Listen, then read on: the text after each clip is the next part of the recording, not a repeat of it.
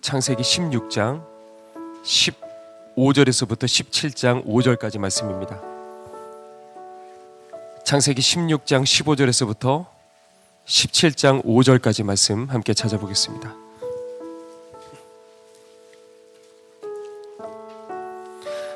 창세기 16장 15절에서부터 17장 5절까지 말씀 제가 봉독하겠습니다.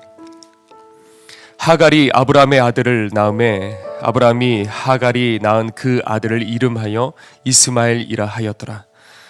하갈이 아브람에게 이스마엘을 낳았을 때 아브람이 86세였더라. 아브람이 99세 때 여호와께서 아브람에게 나타나서 그에게 이르시되 나는 전능한 하나님이라. 너는 내 앞에서 행하여 완전하라. 내가 내 언약을 나와 너 사이에 두어 너를 크게 번성하게 하리라 하시니 아브람이 엎드렸더니 하나님이 또 그에게 말씀하여 이르시되 보라 내 언약이 너와 함께 있으니 너는 여러 민족의 아버지가 될지라. 이제 후로는 내 이름을 아브람이라 하지 아니하고 아브라함이라 하리니 이는 내가 너를 여러 민족의 아버지가 되게 함이니라. 아멘. 이번 주에 제가 한 성도님을 만나게 됐습니다. 중국에서 많은 세월을 이렇게 보내시다가 이제 남편을 따라 한국으로 오셨습니다. 그리고 불과 한 1년 정도 되었는데 건강검진 하다 보니 그만 암이 발견이 됐어요. 그런데 이 암덩어리가 꽤 컸습니다. 그래서 그것을 위해서 이제 입원을 하셨고 수술을 했는데 다행히 이 수술이 성공적으로 잘 마치게 됐어요. 그리고 또 시간이 흘렀습니다. 한 1년 반 정도 지나서 다시 검사를 하게 됐는데 이 수술이 잘 된 줄로 알았는데 이 암의 일부분이 발견되지 못하고 남아 있었던 거예요. 그래서 폐 이곳저곳에 이미 다 퍼져버리고 말았습니다. 방사선 치료를 해야 되는데 이미 몸무게가 35kg로 줄어들어 있었어요. 정말 뼈밖에 없으셔요. 그래서 항암 치료밖에 할 수가 없었습니다. 그래서 총 9번을 해야 되는데 6번까지 갔어요. 그러니까 이제 그 컸던 암들이 서서히 이제 줄어들기 시작을 했는데 이 항암 치료가 얼마나 고통스럽고 이 독한지 그만 대장에 구멍이 나버리고 만 거예요. 그런데 이게 수술을 할 수가 없는 게 구멍이 난 정도가 아니라 이 대장 전체가 얇아져 버리고 쪼그라들어 버린 거예요. 그래서 봉합 수술도 어려운 겁니다. 그래서 항암 치료를 중단할 수밖에 없었고 그러면 지금까지 쪼그라들었던 이 암을 가만히 두면 이것은 다시 커질 수도 있는 거예요.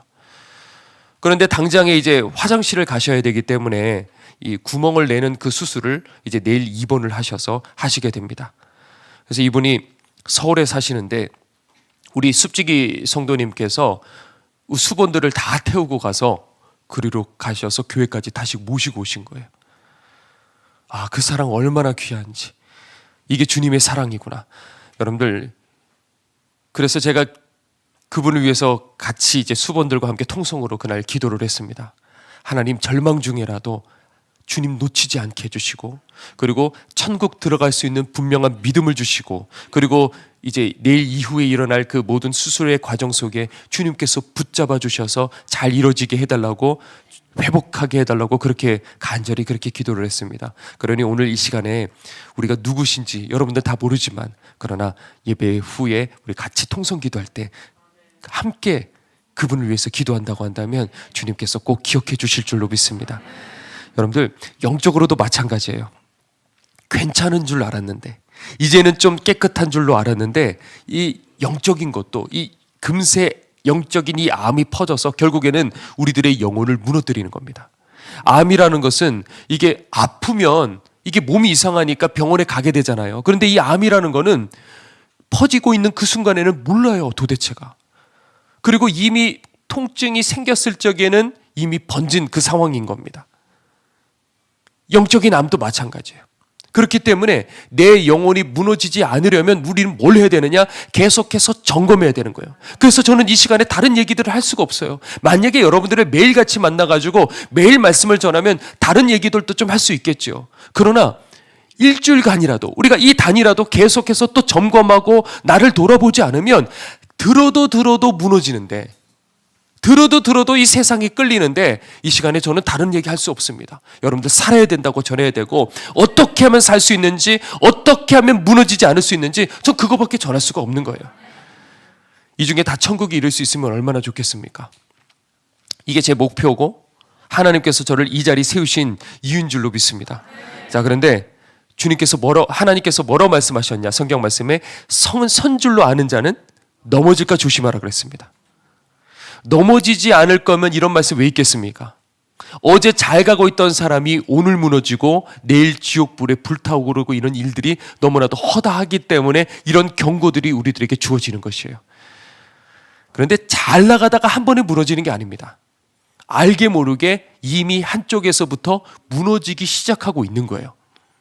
그러면서 오는 증상이 뭐냐면 신앙의 침체를 겪기 시작하는 겁니다. 신앙의 침체를 겪으면 그러면 우리들에게 어떤 현상이 일어나느냐? 어느 날부터 예배가 부담스러워지는 거예요. 어느 날부터 기도가 잘 안 되기 시작하는 거예요. 그리고 성경에 읽는 게 귀찮아지기 시작합니다. 점검해 보셔야 되는 거예요. 그런데 반대로 세상은 왜 이렇게 재밌는지, 그거 붙잡으면 안 되는 거 알아요. 그런데 붙잡아요. 거길 가면 안 되는 거 알아요. 그런데 거기를 가요.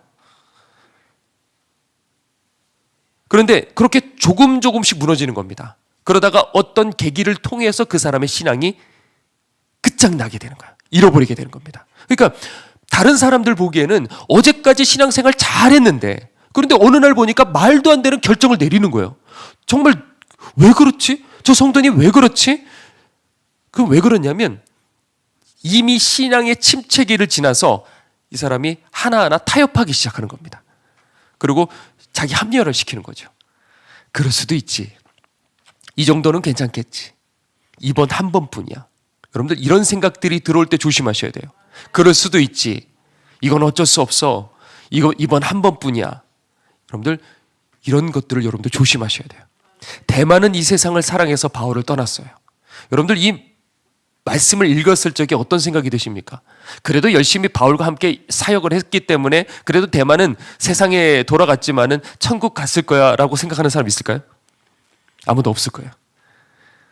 바울 곁에 있어도 열심히 전도하고 때로는 바울과 함께 고난을 겪기도 하고 핍박을 겪어서도 어느 순간에 같이 다니다가 보니까 이 화려한 이 로마의 음란함과 이 쾌락과 이런 로마 문화에 자기도 모르게 끌리기 시작했던 거예요. 은혜 안 받았던 게 아니에요, 여러분들. 성령 안 받았던 게 아니에요. 구원의 확신도 분명히 있었어요. 그런데 버려질 수 있다고 성경에는 말하고 있다는 거예요. 그 징조가 뭐냐? 신앙의 침체를 겪기 시작하는 거예요. 지금 내가 어느 자리에 있느냐가 중요한 게 아니에요. 내 지금 상태가 어떤가? 오늘 이 시간에 이 신앙의 침체에 대한 얘기를 여러분들과 좀 나눠보려고 합니다. 이게 왜 중요하냐면 우리의 구원의 문제와 직결되어 있고 그리고 신앙을 잃어버리는 전조 증상이기 때문에 그런 겁니다. 자, 오늘 본문에 이 아브라함도 그랬어요. 하나님 말씀 한마디에 모든 걸 다 포기하고 가나안 땅까지 지금 왔습니다. 그래서 순종한 이 아브라함을 하나님께서 기뻐하시고 밤하늘의 별들을 보여주시고 그리고 네 자손을 이렇게 많게 해줄 거다 약속을 해주셨어요. 자, 그런데 이 아브라함이 분명히 믿긴 믿었는데 잘 갔어요? 잘 안 갔단 말이에요. 여기서 실수를 합니다.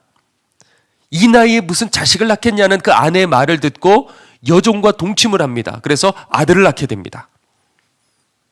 불순종했죠. 자, 그랬더니 어떻게 됩니까? 집안에 불화가 생깁니다. 이 사라와 여종 하갈이 싸우기 시작합니다. 그래서 결국에는 어떻게 됐냐면 이 하갈이 아들 이스마엘을 데리고 쫓겨나가게 되죠. 그게 지금까지 이어져서 중동에 많은 전쟁, 끊이지 않는 전쟁과 수많은 사람들이 죽어가는 이 불화가 지금까지 이어지는 거예요. 한 사람의 실수 때문에 한 사람의 죄의 결과가 얼마나 큰지 여러분들 잘 보셔야 돼요.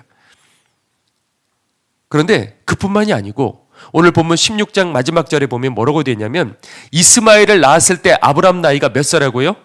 86세라고 되어 있습니다. 그런데 17장까지 제가 넘어간 이유가 있는데 17장 1절에 아브라함이 99세 때 어떻게 됐다고요? 하나님께서 다시 임재하셨다 그랬습니다.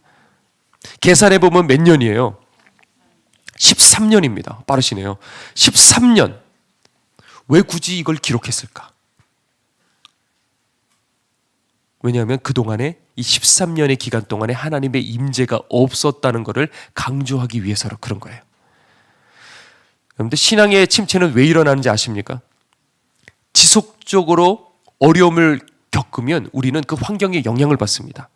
경제적으로 어려움을 겪고 아니면 정신적으로 고통을 당하고 관계 문제를 겪고 건강을 잃고 이런 반복적으로 이런 일들에 자꾸 노출되었을 적에 인간은 육신을 가지고 있어요. 그렇기 때문에 이 신앙을 가지고 있다 하더라도 환경에 자꾸 영향을 받아서 무너지기 시작을 하게 됩니다.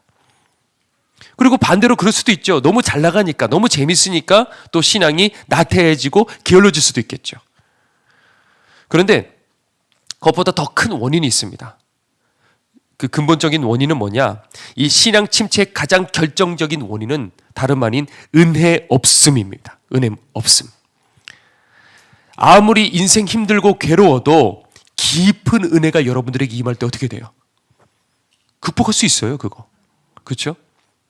반대로 예배도 드리고 기도도 하고 말씀도 듣는데 정작 중요한 내 영혼을 적시는 하늘의 그 은혜가 우리들에게 없으면요, 서서히 우리들도 모르는 사이에 메말라가기 시작하게 되는 거예요. 자, 그러면 이 신앙의 침체를 극복할 수 있는 방법은 반대로 뭐겠습니까? 다른 데서 찾아서는 안 되는 거예요. 예배 드리는 것으로 여러분들 오늘 시간에 왔다고 만족하셔서는 안 돼요. 기도한 것으로 만족하셔서는 안 돼요. 뭐 받아야 됩니까? 은혜 받아야 돼요. 하나님 만나야 돼요. 하나님 임재를 체험하셔야 돼요. 거기까지 가셔야 돼요. 여러분들은 언제 그렇다면 은혜 받으셨습니까? 가장 최근에 20년 전에 말고 10년 전에 주님 만난 거 말고 언제 은혜 받으셨습니까? 여러분의 신앙의 자동차에는 지금도 기름이 있습니까? 기름 없는 자동차는 그저 고철덩어리 불과한 거예요. 비싼 고철덩어리. 기름 없이는 등불 켤 수 없습니다. 신랑 되신 주님께서 오실 그 순간에 우리들은 뭐가 준비되어야 돼요? 기름이 준비되어야 되는 거예요. 성도들에게 제일 힘든 건 뭐냐면 하나님의 부재, 하나님 계시지 않음, 하나님의 부재를 경험할 때예요. 여러분들 예수님을 잃어버린 제자를 한번 상상해 보십시오. 말이 됩니까? 초대교회 때 성령님을 놓친 그 사도들을 한번 생각해 보십시오. 말이 됩니까? 불가능해요. 그러면 여기까지 우리들이 올 수가 없는 거예요. 기껏 하나님 따라 모든 것 다 버리고 여기 가나안 땅까지 왔는데 하나님 잃어버린 이 상황. 이 아브라함 얼마나 당황되고 황당하겠습니까? 성도에게 두려운 거는 세상 유혹이 아닌 거예요, 여러분들. 시험이 두려운 게 아니에요. 주님 옆에 계시면, 그러니까 주인이 옆에 있는 이 개는 당당하게 막 지저대는 거예요. 그런데 주인 없는 개는 어떻게 돼요? 꼬리를 내리는 거예요. 이 아브라함처럼요, 하나님과 멀어진 이 13년의 세월을 보내고 있는 사람들이 생각보다 많아요. 이게 고착화되고 어느 순간에 이걸 놓치고, 그리고 다들 처음에 은혜 받은 사람이 있으면 옆에 권사님들이 가까이 다가가서 야, 다 그 한때는 그래, 이렇게 얘기를 하는 거야. 그러니까 이게 고착화되어서 우리들이 그냥 그렇게 살아가는 것이 당연하다고 생각하고 사단이 주는 그 말에 속아서 우리는 그렇게 살아왔다고요.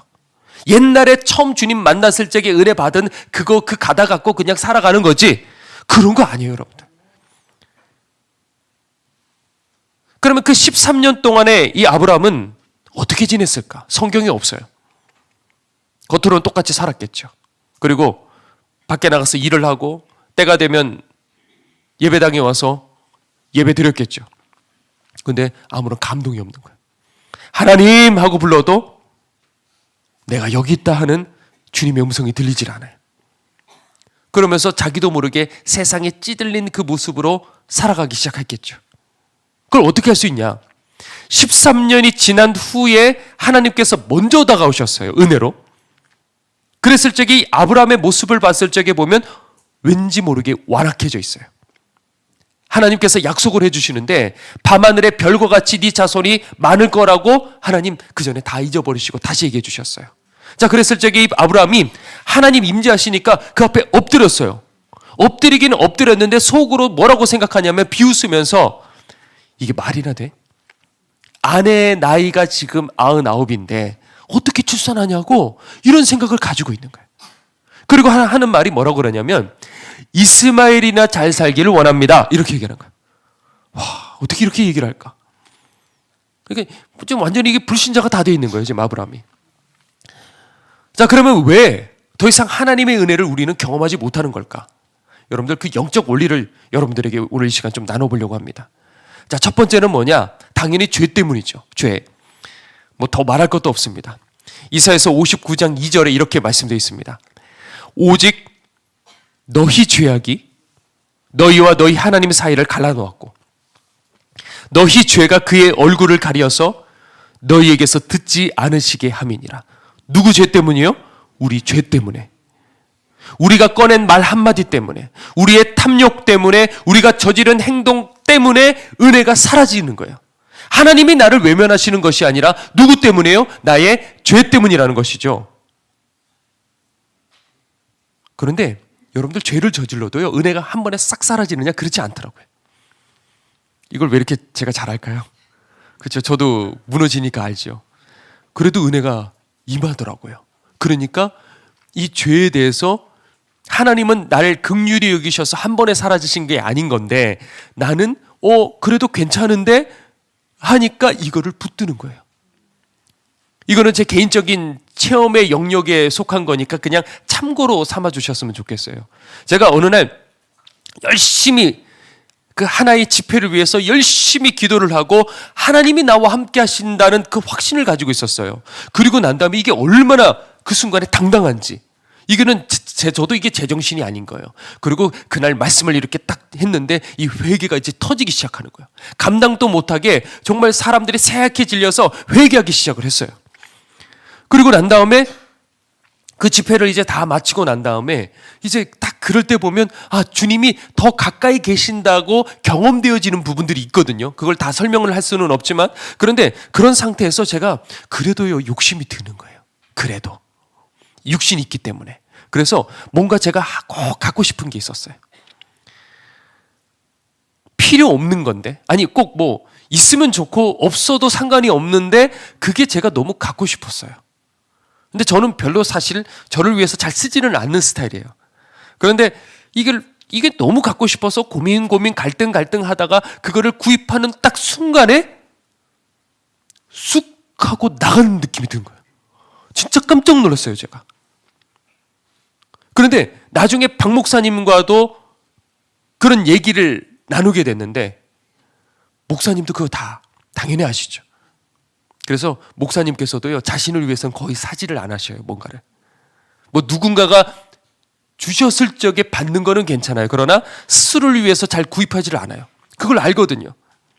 그러니까 많은 사람들이 아무렇지 않게 여기는 그 행동 때문에 은혜가 사라지는 거예요. 자본주의 속에서 돈이 모든 것들이 기준이 되고, 그렇죠? 가지고 있으면 사는 것에 대해서 전혀 문제가 없어요. 그걸 가지고 지적하는 사람 없어요.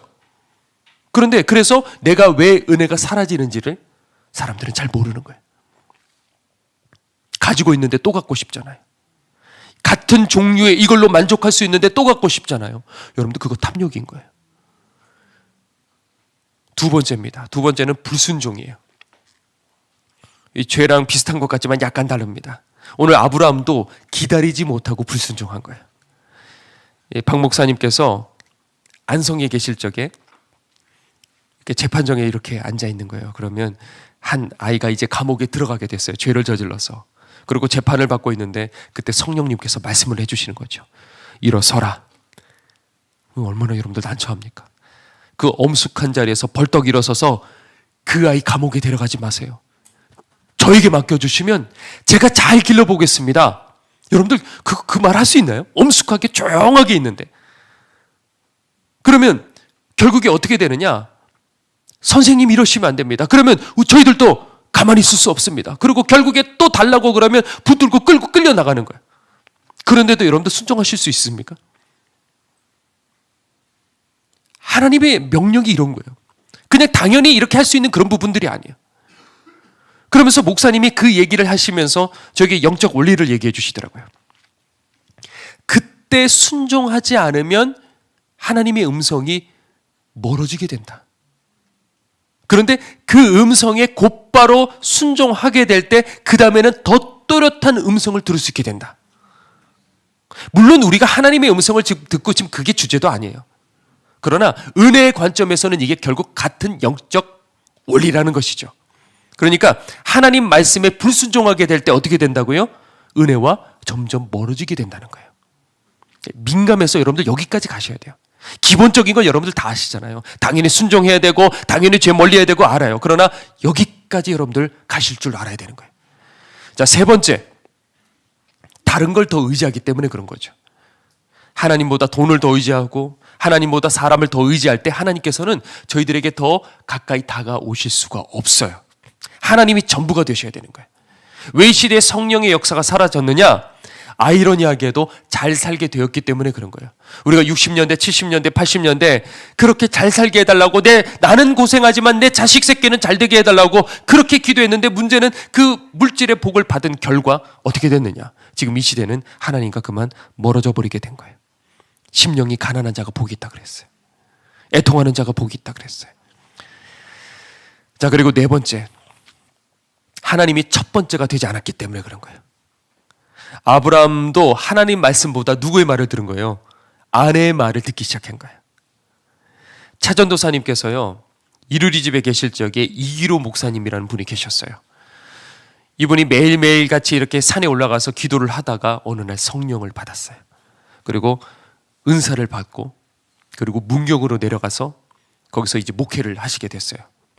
그런데 그 문경은 정말 시골 한가운데 그 교회는 성도들이 그저 한 2-3명 정도밖에 없었대요, 할머님. 그런데 그 중에 걷지 못하는 분이 계셔가지고 이분을 놓고 간절히 기도를 했는데 하나님께서 치유를 해주신 거예요. 그래서 지팡이 잡고 걷기 시작하게 된 거예요. 근데 마을 사람들이 거기 다 알잖아요. 그러니까 소문이 난 겁니다. 그래서 그때 이제 농번기가 되었는데 이 트랙터가 고장이 난 거예요. 그래서 한 성도가 헐레벌떡 달려왔어요. 목사님 고쳐달라고.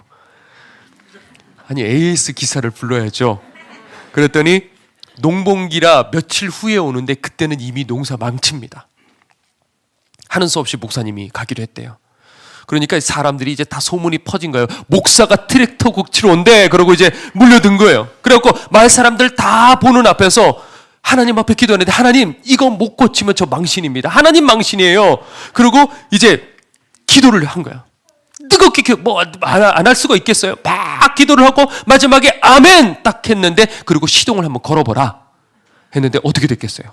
부르릉 하고 걸린 거예요. 그러니까 거기에 마을 사람들이 다 충격을 받고 40여 가구 되는 그 마을 사람들이요 다 교회로 들어왔어요. 옛날엔 이랬어요, 여러분들. 옛날에 하나님 역사하실 적에 이런 하늘의 기적들을 보고 아, 하나님 정말 살아계시는구나 이렇게 들어왔단 말이에요. 그래서 이제 목사님이 이제 문경에 그렇게 목회를 하시고, 그리고 가족들은 인천에 있었습니다. 그래서 토요일이 되면 가족들이 이제 내려옵니다.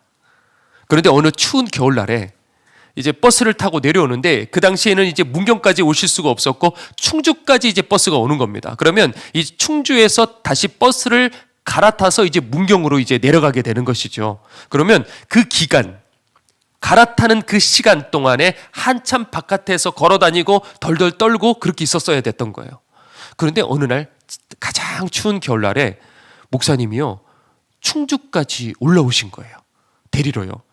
그래서 차를 타고 이제 사택으로 도착을 했는데 보니까 보일러가 고장이 난 거예요.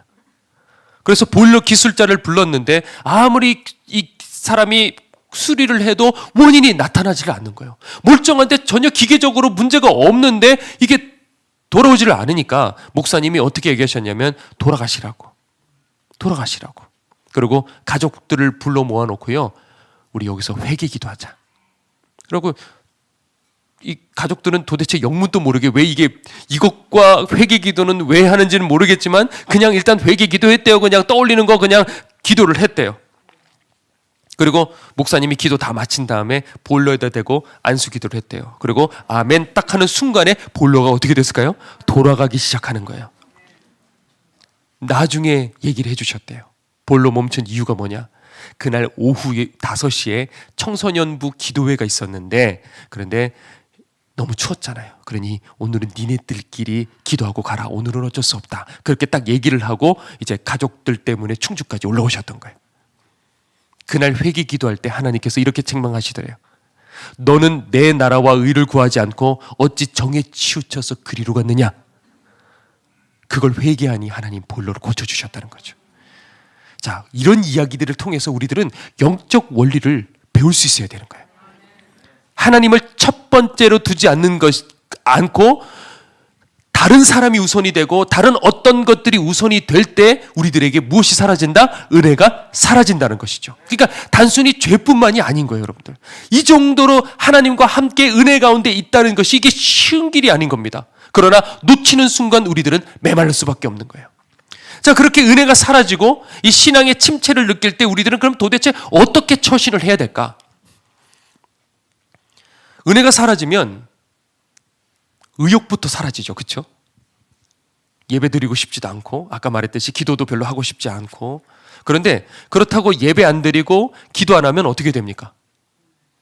악순환이 반복되는 거예요. 그러다가 더 멀어지고 결국에는 그 신앙이 죽고 심판받게 되는 거예요. 그러니까 이 신앙의 침체를 느끼는 신앙의 침체 속에 있던 이 사람들은 하는 말이 있어요.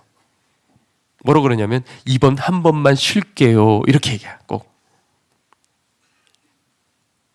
찔리셔야 돼요.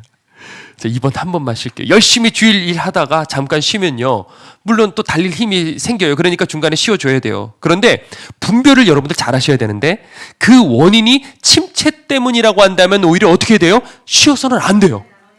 열심히 달리다가 잠깐 쉬어주는 건 괜찮아요. 그러나 내가 영적으로 침체되는 것이라고 한다면 오히려 어떻게 되느냐? 힘들어도 그 자리 버티고 서 있어야 되는 거예요. 물론 침체에 빠지면 아무것도 안 하고 싶죠. 피하고 싶죠. 아무리 하나님 붙들어 주셔도 내가 마다하고 내가 안 하겠다 하면 그 방법이 없어요. 그때는 어떻게 되느냐? 여러분들 감동도 오지 않아요. 그렇죠? 감동이 와야 하죠. 그러나 그때 뭐가 필요하냐면 철저히 의지가 필요해요. 의지. 여러분들 어렸을 적에 몸살 걸려서 안 먹어. 엄마가 뭘 줘도 안 먹어. 안 먹으면 어떻게 돼요? 병을 이겨낼 수 있어요? 못 이긴다고요. 정말 죽어도 먹기 싫어요. 애들은 안 먹어 그래요. 그러나 우리들은 어떻게 해요? 안 먹으면 안 되는 거 알아요. 그러니 억지로라도 집어넣는 거예요. 의지가 필요하다는 거죠. 영적으로도 똑같은 거예요. 마음이 원치 않아도 뭘 해야 되느냐? 항상 이 예배 자리 지키셔야 돼요. 주일 성수하는 이 자리가 여러분들 내 생명 마지막 끈이다라고 생각하셔야 돼요. 그래서 어떤 일이 있어도 오늘 온라인 성도들도 잘 들으셔야 돼요. 어떤 일이 있어도 무슨 일이 있어도 이 자리만큼은 놓치지 않고 이 현장의 자리를 지켜야 된다.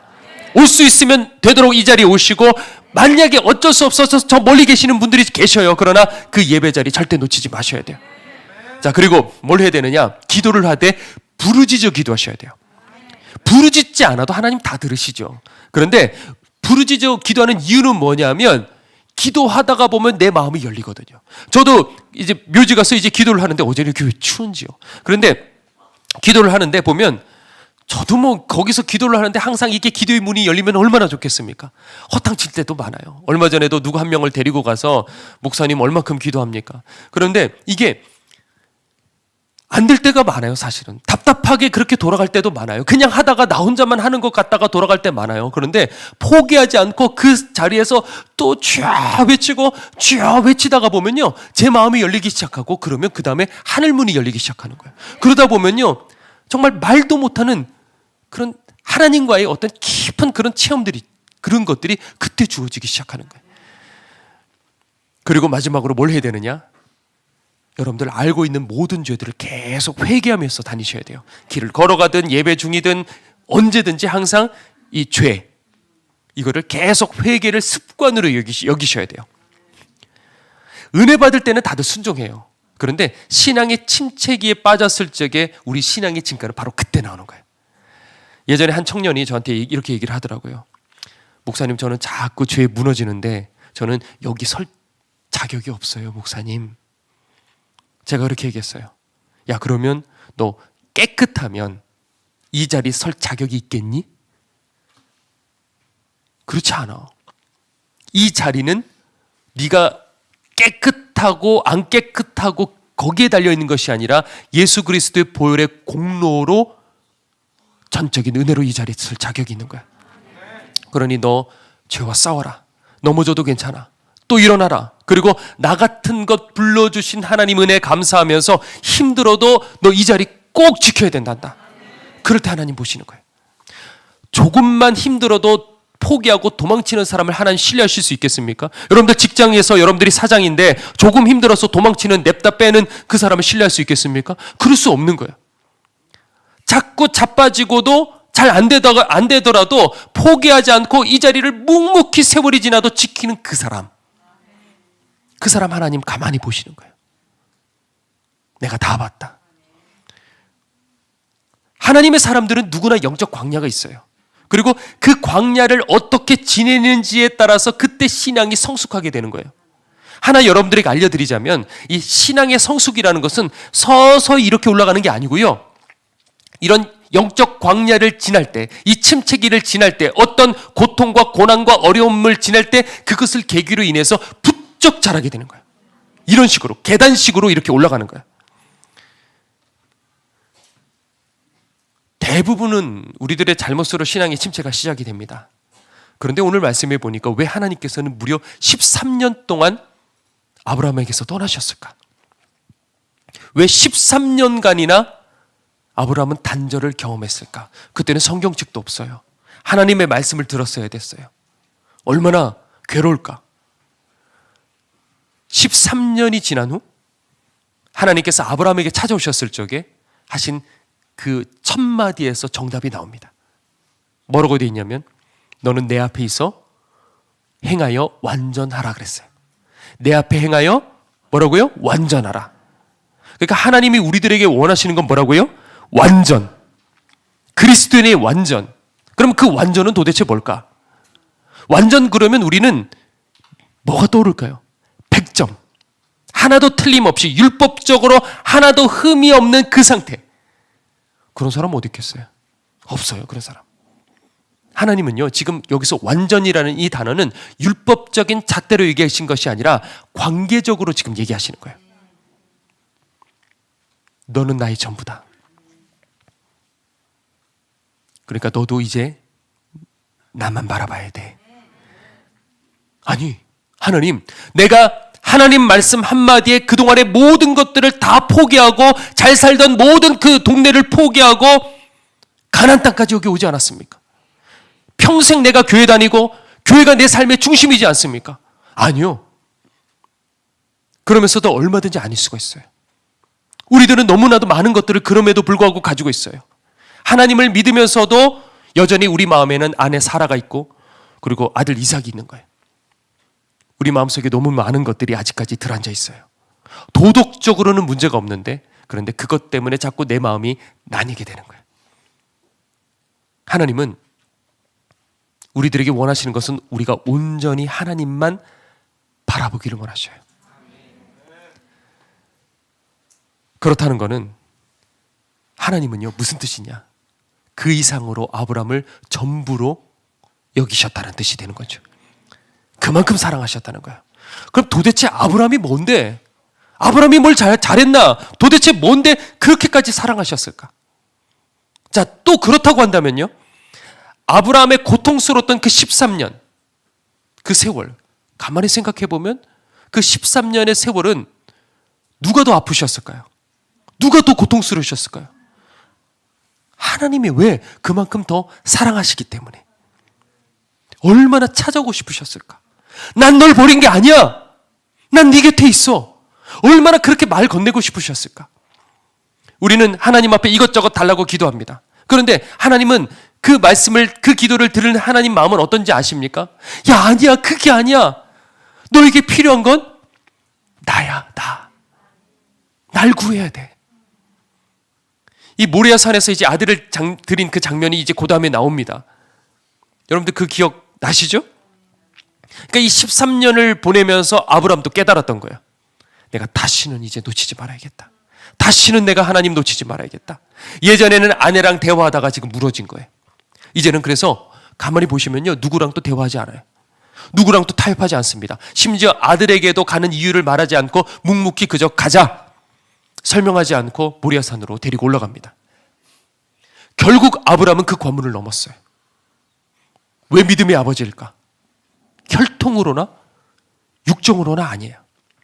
교회 다니기 때문에 그런 거 아니에요. 행하여 완전하라 그랬어요. 믿음도 사랑도 결국에는 행하여 드러날 때, 여보 사랑해. 아니면 답답하잖아요. 이 남편이 지금 날 사랑하나? 에? 다 식어버렸나? 궁금하시죠? 그렇죠? 그러니까 가실 적에 어떻게 해야 돼요? 여보 사랑해 하는 그 한마디. 아, 왜 갑자기 안 하다가 이런 말을 왜 해? 그렇게 말씀하시지 마시고, 그렇죠? 나도 사랑해. 행하여 드러내는 거예요. 자, 이게 믿음의 아버지가 가는 길이라고 한다면 믿음의 자녀들이 가는 길도 동일한 거예요. 믿음의 자녀들을 향해 하나님 원하시는 그 길도 동일한 거예요. 우리도 그렇게 이끄시길 원하는 거예요. 십계명의 첫 번째, 너와 내 얼굴 사이에 아무것도 두지 마라. 정말 하나님 사랑하는 것, 하나님만 바라보는 것, 하나님이 내 전부 되시는 것.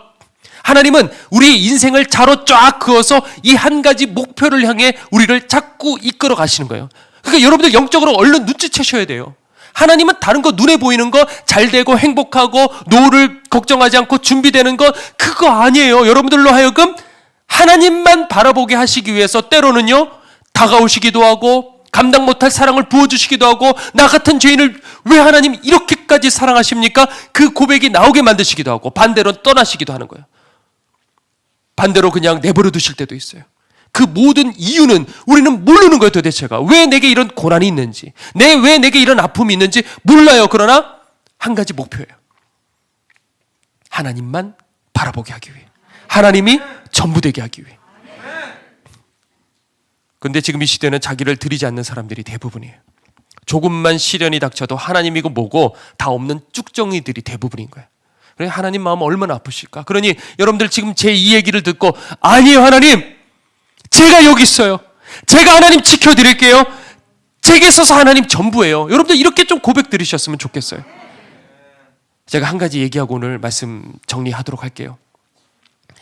목사가 되면 이렇게 감사하고 기쁜 일들도 많습니다. 그런데 때로는 견디기 힘든 어려운 일들, 이런 마음의 상처들, 고통들, 이런 일들이 있습니다. 어느 날은 하루가 멀다 하고 자꾸 어려운 일들을 겪는 거예요. 맞고 당하고 억울하고, 그런데 말할 수도 없고 오히려 그 사람을 품어야 되는 거예요. 자꾸 그것과 싸우는 거예요. 하루하루 버티기 힘들더라고요.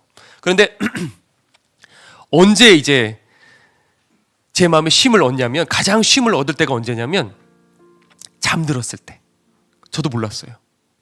그게 잠들었을 적에라는 거를 몰랐는데, 아침에 딱 깨는 순간에 그 5만 가지 스트레스가 제게 확 파도같이 밀려 들어오는 거예요. 아, 이대로 좀 더 잠들었으면 좋겠다. 일어나지 않았으면 좋을 텐데. 여러분들 이런 경험 해보신 분들도 계시죠, 그렇죠? 삶에 감당하지 버티기 힘든 어려움을 겪을 때.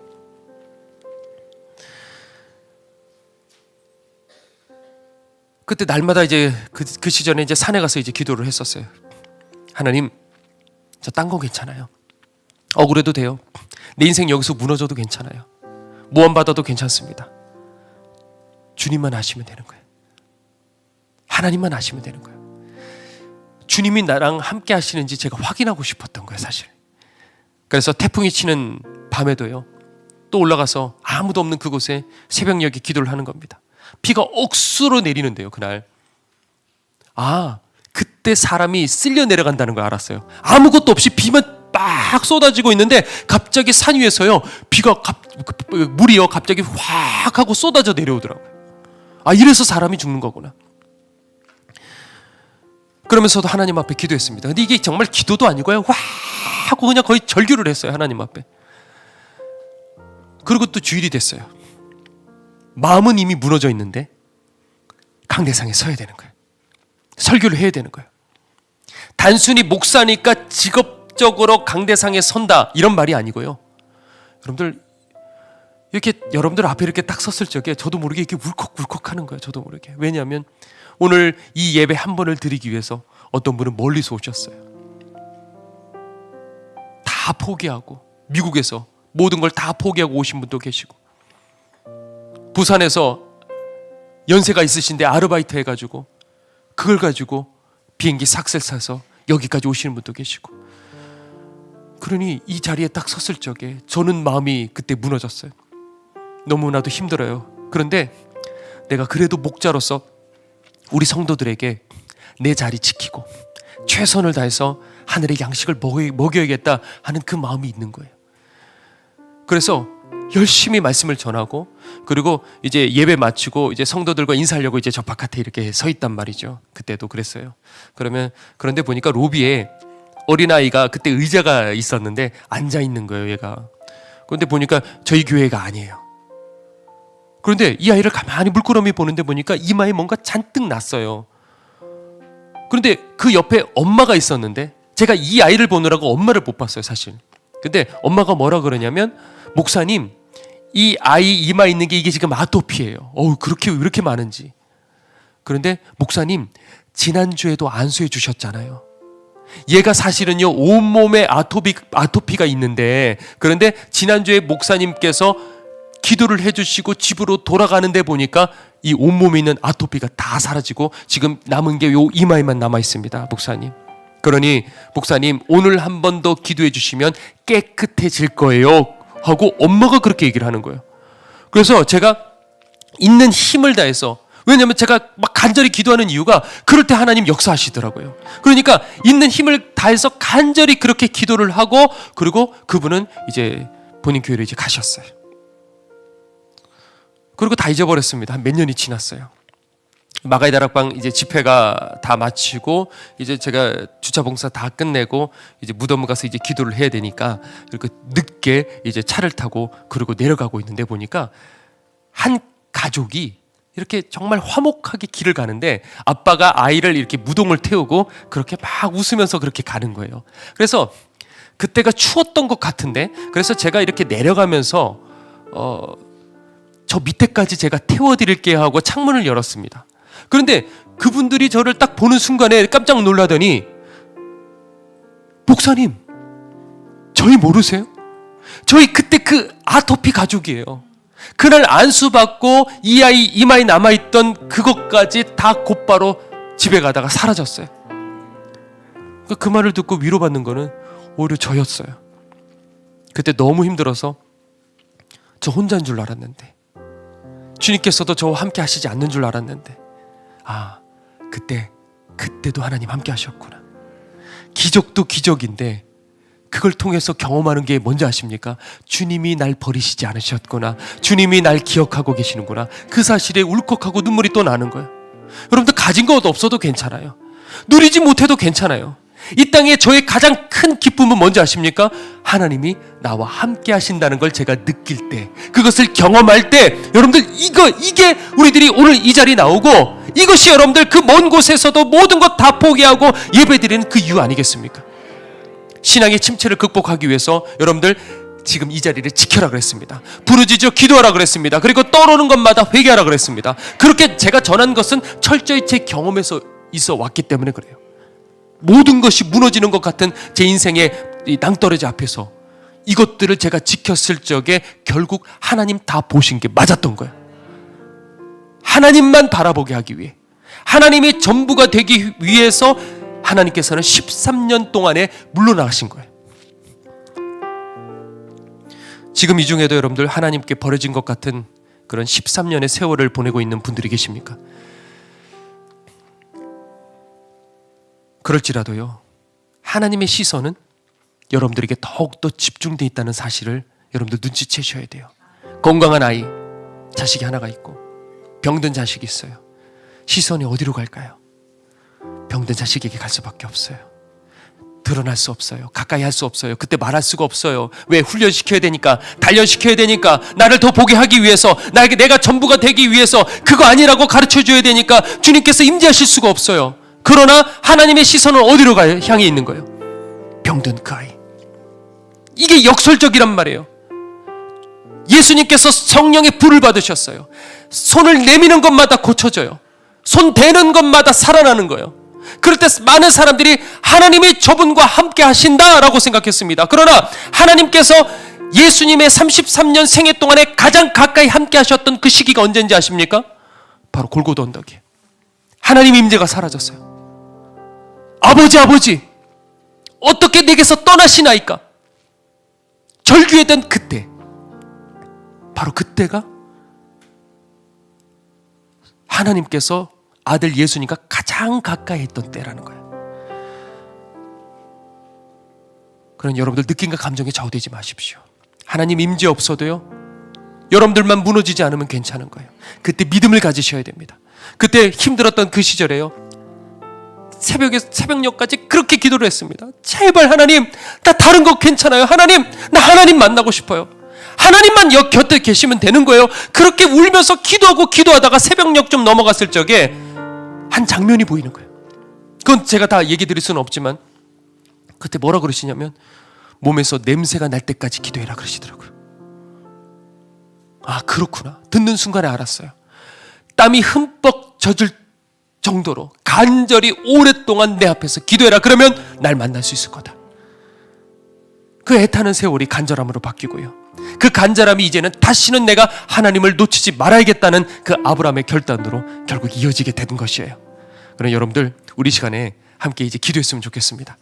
신앙의 침체 속에 여러분들이 있으시지만은 그래도 포기하지 마시고요, 내 영혼 적시는 하늘의 은혜를 내게 주십시오. 여러분들 기도하시고, 그리고 이 눈에 아무 증거 보이지 않는다 할지라도 오늘 시간에 고백하십시오. 저는 그래도 주님 사랑합니다. 그래도 저는 주님을 신뢰합니다. 라고 고백하십시오. 그리고 마지막으로는 조금 전에 얘기했던 암에 걸린 우리 성도님, 내일 수술이 성공적으로 이루어지게 해주시고 치유의 은혜가 임하게 해주시고, 그리고 천국 들어갈 수 있는 믿음 달라고 우리 시간에 찬송 부르고 우리 뜨겁게 기도하도록 하겠습니다.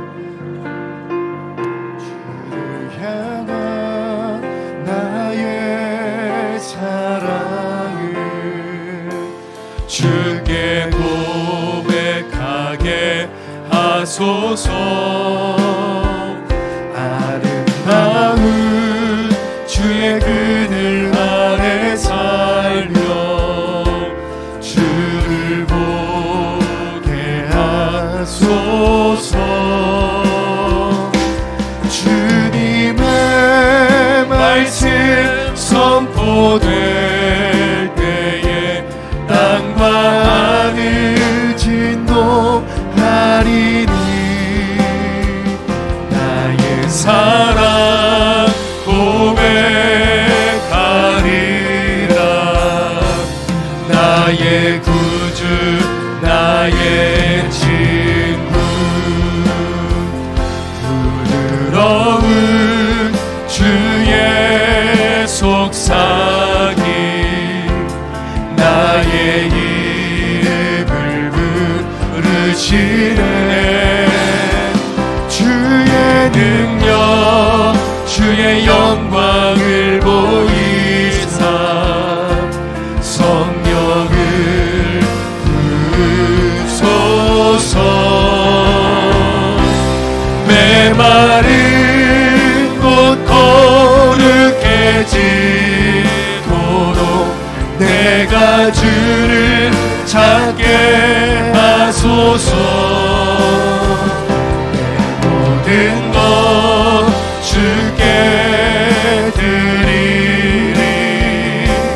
나의 구주 우리 함께 목소리 높여서 고백합시다. 온 마음으로 주를 바라며 온 마음으로 주를 바라며 나의 사랑 고백하리라. 나를 향한 주님의 그 크신 사랑 간절히 알기 원해. 주의 은혜로 용서하시고 나를 자녀 삼아 주셨네. 나의 사랑 고백하리라. 오늘 들은 말씀을 기억하며 결단하는 마음으로 우리 두 손 높이 들고 메마른 곳 거룩해지도록 메마른 곳 거룩해지 주님 내가 오늘 주를 찾게 하여 주소서. 주를 찾게 내 하소서. 모든 것을 주님께 드리기를 소원합니다. 모든 것 아멘. 주께 드리리. 나의 구주, 나의 지 우리 이 시간 간절한 마음으로 드는 말씀을 기억하며 나와 주님 사이에 막혔던 모든 담들이 오늘 허물어지게 하여 주시고 소멸되었던 은혜가 회복되게 하여 주시옵소서. 아멘. 주여 머무르고 기도하겠습니다. 주여.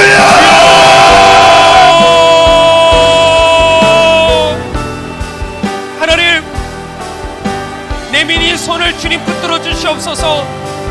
하나님, 지금 내게 아무런 느낌과 감정이 없다 할지라도, 하나님 내게 아무런 감동이 없다 할지라도 당신의 그 크신 사랑으로, 변치 않으시는 사랑으로, 시건치 하시는 말씀으로 하나님 우리들을 버리시지 않으신 줄로 믿습니다.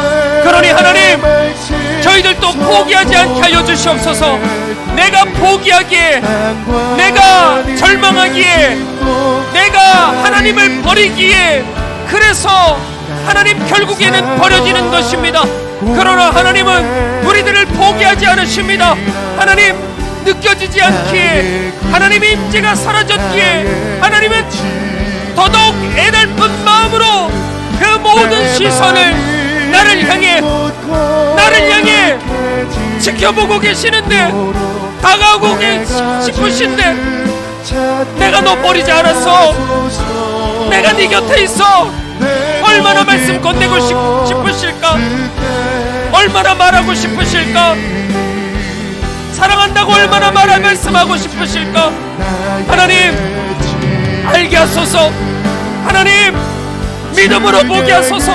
오늘 이 말씀이 우리들 가슴 속에 새겨지게 하여 주셔서 아무것도 느끼지 못하고 아무것도 체험하지 못한다 할지라도 하나님, 이제는 내가 내 자리 지키겠습니다. 이제는 내가 이 자리 지키겠습니다. 예배의 자리, 기도의 자리, 순종의 자리, 하나님 변치 않고 하늘이 무너지고 세상이 뚝뚝 난다 할지라도 하나님 나 끝까지 지키겠습니다. 하나님, 오늘 아브라함처럼 이제는 지나간 세월 흘려보내고 이제 오늘 앞에 내 사랑하는 이삭을 주님 앞에 올려드리게 하여 주시옵소서. 내 전부를 주님 앞에 드리게 하여 주시옵소서. 보이는 사랑 행하여 완전하라. 드러내는 사랑 고백하며 순종케 하여 주시옵소서. 나의 구주, 나의 친구. 하나님, 이 가운데 영적 침체를 겪고 있는 우리 지체들이 있습니까? 그 세월이 너무나도 길어. 난 버려졌을 거야. 아무도 나를 기억하지 못할 거야. 하나님께서도 나를 외면하셨을 거야. 낙심하는 영혼들이 있다고 한다면 오늘 이 말씀을 통해서 믿음으로 하나님 다시 한번 붙들 수 있게 하여 주시옵소서. 하나님, 그 영적인 침체 속에 아들을 주시니가 어째 그 아들과 함께 우리들에게 모든 것을 은사로 주지 아니하시겠느냐 하셨습니다. 십자가를 붙들게 해주시옵소서. 하나님, 그 사랑, 아들을 내어놓으신 그 사랑으로 비록 가까이 함께하지 못하지만 지금 우리들에게 임재해 주실 수 없지만은 얼마나 다가오고 싶으실까? 얼마나 말 건네고 싶으실까? 내가 너 버린 거 아니야. 내가 너 이렇게 사랑한단다. 내가 끝까지 함께 할 거야. 그러니 너 포기하지 마라. 얼마나 눈물 흘리시며 오늘 이 입술을 통해서 우리들에게 말씀해 주시고 싶으셨을까? 하나님, 그러니 절대 포기하지 않게 하여 주시옵소서. 낭망하지 않게 하여 주시옵소서. 천없어도 이 예배의 자리 지키게 하여 주시고 천없어도 기도의 자리, 순종의 자리를 지켜낼 수 있도록 주님 인도하여 주시옵소서. 이 영적인 광야가 다 지나가게 되었을 적에 언젠가 주님 앞에 더욱더 가까운 그 자리로 서게 될 그날에 결국 감사할 그날이 오게 될 줄로 믿습니다. 하나님, 이제는 그러니 주님, 너는 나만 바라봐야 된다. 너에게 있어서는 내가 전부가 되어야 된다. 그것이 진정한 너의 행복이고 그것이 네가 가야 할 인생의 목표다 하시는 주님의 말씀을 이제는 깨닫게 하여 주시고 이제는 우리들 속에 있는 남겨진 이삭까지 하나님 앞에 전부 올려드릴 수 있는 믿음의 자녀들 반드시 되게 하여 주시옵소서. 오늘 시간 주님 앞에 우리들의 귀한 예물 올려드립니다. 하나님, 내 가장 소중한 땀과 눈물이 담겨있는 이 예물 주님 꼭 기억하여 주셔서 흠양하여 주시옵시고, 주님 가장 귀한 것, 무너지는 것, 죽어가는 영혼들, 하나님 교회 그리고 선교지, 하나님 마음껏 주님 사용되게 하여 주셔서, 그들이 버려지지 않았구나, 우리도 버려지지 않았구나, 누군가가 우리를 사랑하는구나, 하나님께서 우리들을 도와주시는구나, 할렐루야. 하나님 그렇게 고백할 수 있도록, 그 입술로 감사할 수 있도록 주님 앞에 마음껏 오늘 시간에 올려드리오니 주여 받아 주시옵소서. 그리고 영적인 침체 속에 고통하고 경제적인 문제로 아파하며 하나님 육신적인 고통과 정신적인 고통으로 하나님 눌려있는 지체들을 위해서 오늘 시간에 기도하오니 나사렛 예수 그리스도 이름의 능력으로 회복되게 하여 주시고 치유하여 주시옵시고 주님 만나게 하여 주시옵소서. 지금은 우리를 위하여 죽으신 예수 그리스도의 은혜와 하나님의 크신 사랑과 성령님의 인도하심이 이제는 영적 침체를 딛고 주님 날 사랑하신다는 그 믿음을 가진 주의 모든 백성들 머리 위에 지금부터 영원토록 함께 하옵시기를 간절히 축원하옵나이다. 아멘. 하나님 열어주소서. 하나님, 아무리 내 인생 메마른 광야를 지나간다 할지라도 내 전부를 다해 주님을 붙들게 하여 주시고, 하나님 믿음 가운데 행하여 순종으로 주님 앞에 드러나게 하소서. 내게 있어서 주님이 전부입니다. 주님과 나 사이 아무것도 두지 않겠습니다. 드러내어 이 시간에 고백할 때 하나님 얼마나 기뻐하실지 이 시간에 하나님 기도하게 하소서, 고백하게 하소서. 하나님 다시 만나게 해달라고. 그리고 하나님 암으로 고통하고 있는 우리 귀한 지체 하나님 절망 가운데 좌절하지 않게 하시고 고난 가운데 주님 깊이 만나게 하시고 저 천국 들어갈 수 있는 믿음 주시고, 그리고 모든 수술의 일정 가운데 성공적으로 마칠 수 있도록 주님의 강한 편팔로 하나님 치유의 은혜가 임하게 하여 주시옵소서. 하나님 주님을 의지합니다. 고난의 이유를 알았습니다. 부재의 이유를 알았습니다. 하나님 가까이 계시는구나. 아픈 내 심령 속에 하나님 더욱더 가까이 계시는구나. 이제는 신뢰하며 어떤 일이 있어도 포기하지 않는 믿음의 자녀들 되게 하여 주시옵소서.